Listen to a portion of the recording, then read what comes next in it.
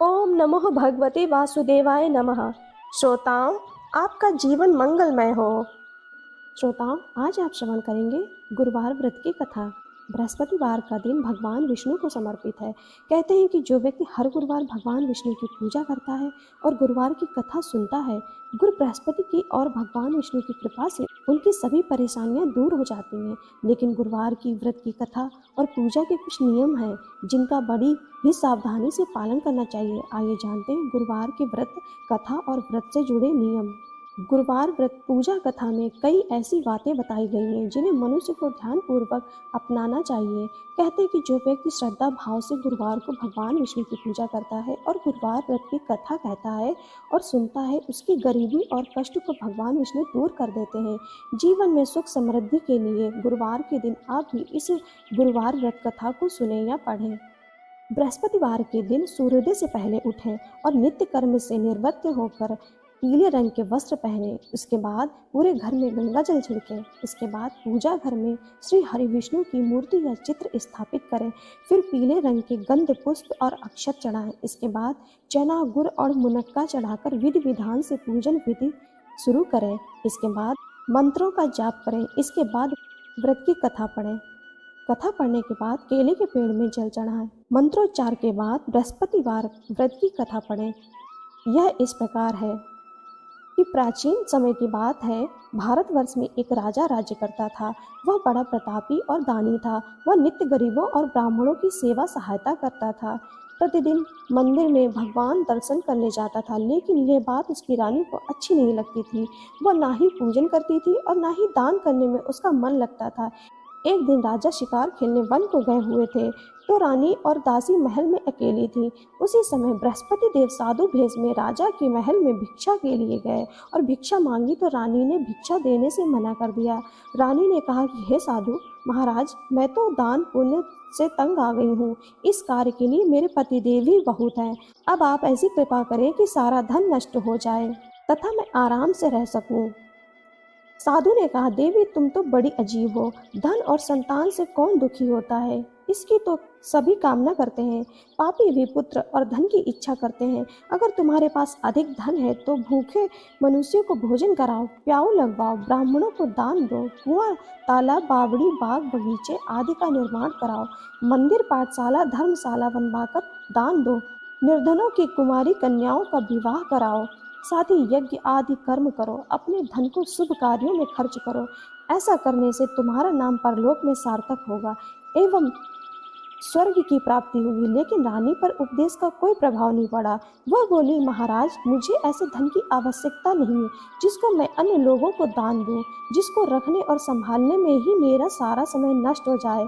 अब आप ऐसी कृपा करें कि सारा धन नष्ट हो जाए तथा मैं आराम से रह सकूं। साधु ने उत्तर दिया कि यदि तुम्हारी ऐसी इच्छा है तो जैसा मैं तुम्हें बताता हूँ तुम वैसा ही करना। बृहस्पतिवार को घर को गोबर से लीपना, अपने केसों को पीली मिट्टी से धोना, राजा से कहना वह बृहस्पतिवार को हजामत बनवाए, भोजन में मांस मदिरा खाना और कपड़ा धोबी के यहाँ धुलने डालना। ऐसा करने से 7 बृहस्पतिवार में ही आपका सारा धन नष्ट हो जाएगा। इतना कहकर वह साधु महाराज वहां से अंतर ध्यान हो गए। इसके बाद रानी ने वही किया जो साधु ने बताया। 3 बृहस्पतिवार ही बीते थे कि उसका समस्त धन संपत्ति नष्ट हो गया और भोजन के लिए राजा रानी तरसने लगे। तब एक दिन राजा ने रानी से कहा कि तुम यहाँ पर रहो, मैं दूसरे देश में चाकरी के लिए चला जाऊँ, क्योंकि यहाँ पर उसे सभी मनुष्य जानते हैं, इसलिए कोई कार्य नहीं कर सकता। देश चोरी परदेश भीख बराबर है। ऐसा कहकर राजा परदेश चला गया। वहाँ पर जंगल को जाता और लकड़ी काट कर लाता और शहर में बेचता। इस तरह जीवन व्यतीत करने लगा। इधर राजा के बिना रानी और दासी दुखी रहने लगी। किसी दिन भोजन मिलता और किसी दिन जल पीकर ही रह जाती।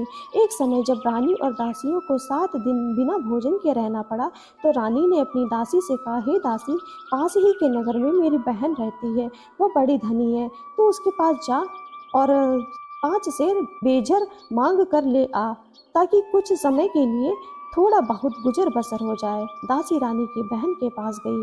उस दिन बृहस्पतिवार था। रानी की बहन उस समय बृहस्पतिवार की कथा सुन रही थी। दासी ने रानी की बहन को अपनी रानी का संदेश दिया, लेकिन रानी की बहन ने कोई उत्तर नहीं दिया। जब दासी को रानी की बहन से कोई उत्तर नहीं मिला तो वह दुखी हुई, उसे क्रोध भी आया। दासी ने वापस आकर रानी को सारी बात बता दी। सुनकर रानी ने कहा कि हे दासी, इसमें उसका कोई दोष नहीं है। जब बुरे दिन आते हैं तब कोई सहारा नहीं, अच्छे बुरे का पता विपत्ति में ही लगता है। जो ईश्वर की इच्छा होगी वही होगा, यह सब हमारे भाग्य का दोष है। ये सब कहकर रानी ने अपने भाग्य को कोसा। उधर रानी की बहन ने सोचा कि मेरी बहन की दासी आई थी, लेकिन मैं उससे नहीं बोली, इससे वह बहुत दुखी हुई होगी। कथा सुनकर और पूजन समाप्त कर अपनी बहन के घर गई और कहने लगी कि हे बहन, मैं बृहस्पतिवार का व्रत कर रही थी, तुम्हारी दासी गई, लेकिन जब तक कथा होती तब तक ना उठते हैं और ना बोलते हैं, इसलिए मैं नहीं बोली। कहो दासी, क्यों गई थी? रानी बोली, बहन, हमारे घर अनाज नहीं था। ऐसा कहते कहते रानी की आंखें भर आईं। उसने दासियों समेत 7 दिन तक भूखा रहने की बात भी अपनी बहन को बता दी। इसलिए मैंने दासी को तुम्हारे पास 5 सेर बेजर लेने के लिए भेजा था। रानी की बहन बोली, बहन देखो, बृहस्पति देव सबकी मनोकामनाएं पूर्ण करते हैं। देखो, शायद तुम्हारे घर में अनाज रखा हो। पहले तो रानी को विश्वास नहीं हुआ, परंतु बहन के आग्रह करने पर उसने दासी को अंदर भेजा। दासी घर के अंदर गई तो वहां पर उसे एक घड़ा बेजर से भरा मिला। उसे बड़ी हैरानी हुई। उसने बाहर आकर रानी को बताया।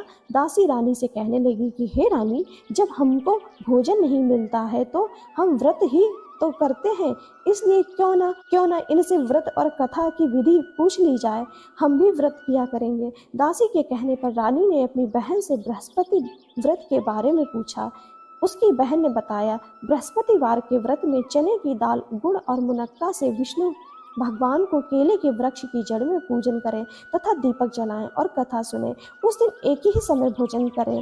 भोजन में पीले खाद्य पदार्थ का सेवन करें, इससे गुरु भगवान अवश्य प्रसन्न होते हैं।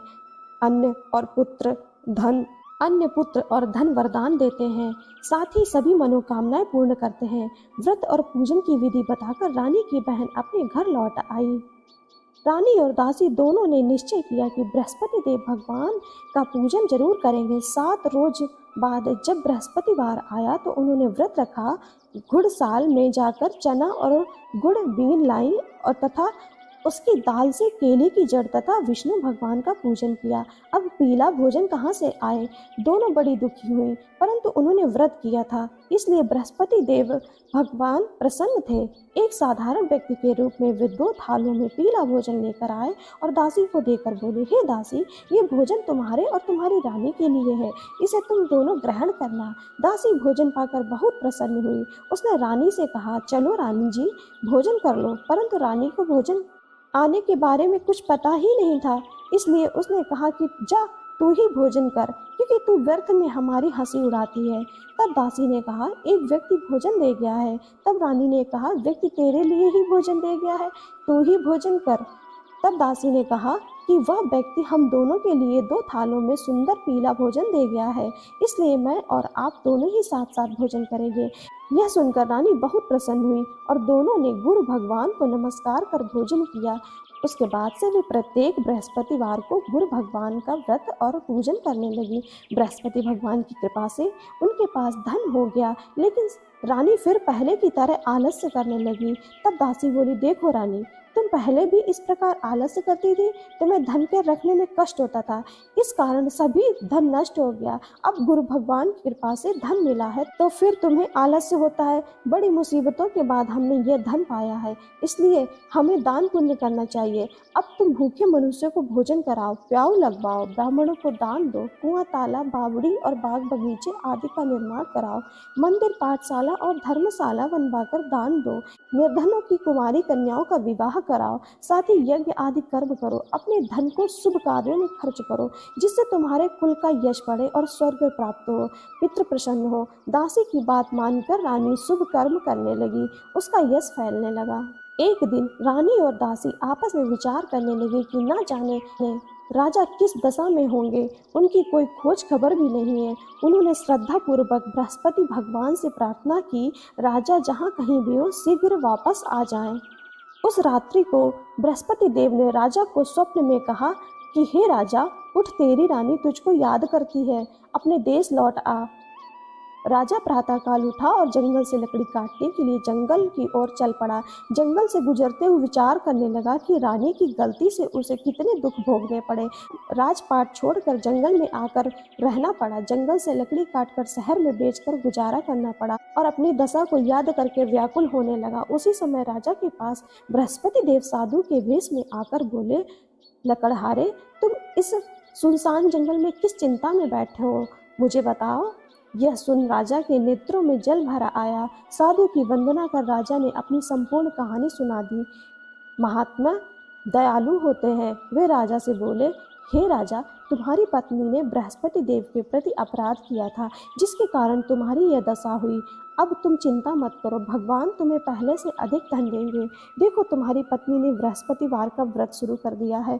अब तुम भी बृहस्पतिवार के व्रत में चने की गुड़ दाल और मुनक्का से भगवान विष्णु का केले के वृक्ष की जड़ में पूजन करो तथा दीपक जलाकर कथा सुनो। उस दिन एक ही समय भोजन करना, लेकिन भोजन में पीले खाद्य पदार्थ का सेवन जरूर करना।